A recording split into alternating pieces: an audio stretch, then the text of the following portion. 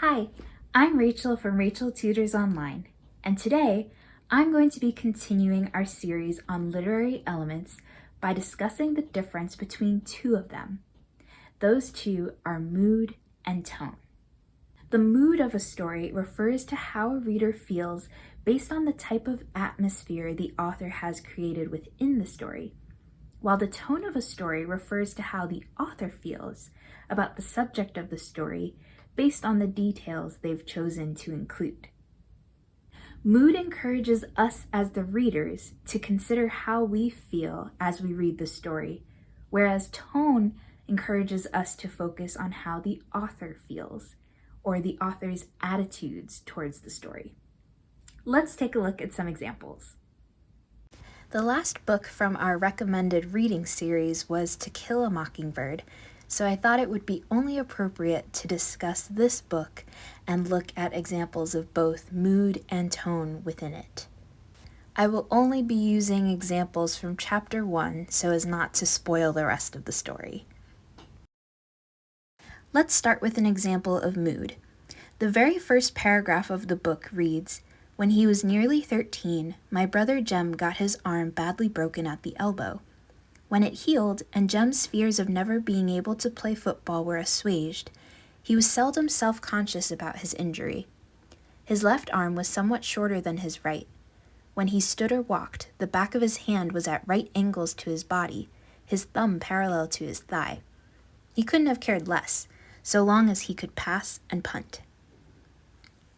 This opening narration by the main character, Scout, is very playful and evokes a sense of humor.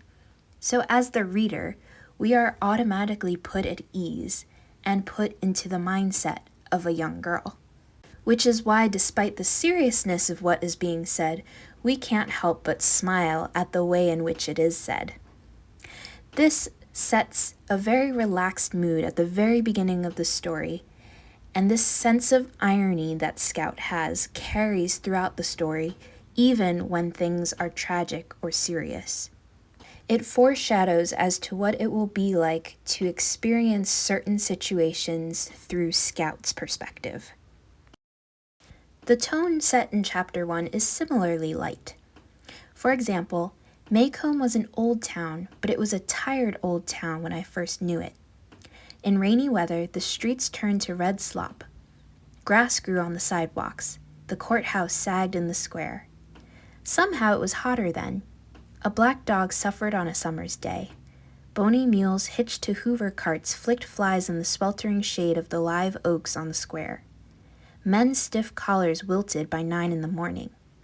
Ladies bathed before noon, after their 3 o'clock naps, and by nightfall were like soft tea cakes with frostings of sweet talcum. The tone here is very light and also a bit nostalgic. Scout is looking back on memories of Maycomb with a fondness, and the author seems to want to promote that fondness, that sense of nostalgia. The writing is very reminiscent of simpler times, and it causes us to pause and wonder what the content of what is to come will be like. Here's another example of mood from chapter 1. Inside the house lived a malevolent phantom. People said he existed, but Jem and I had never seen him. People said he went out at night when the moon was down and peeped in windows. When people's azaleas froze in a cold snap, it was because he had breathed on them. Any stealthy crimes committed in Maycomb were his work. Once again, we as readers are subject to a bit of humor, as depicted by the main character, Scout. She describes him in a way that we would expect a young child to describe a mysterious person, and we can't help but find it comical the ways in which she describes him. Finally, I have one more example of tone in chapter 1. It says, "Thereafter, the summer passed in routine contentment.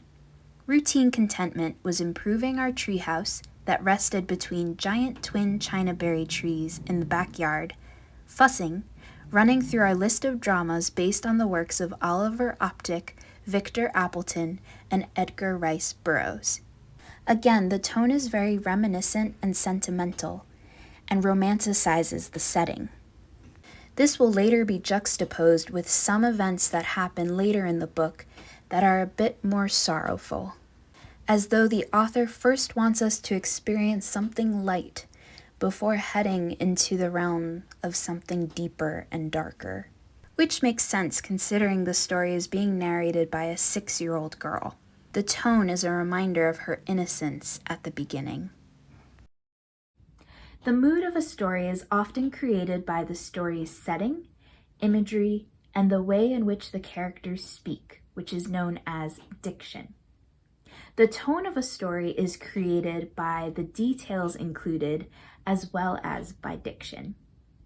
Both of these elements are meant to evoke emotions, which causes us as readers to dive deeper into a story, making it come alive to us.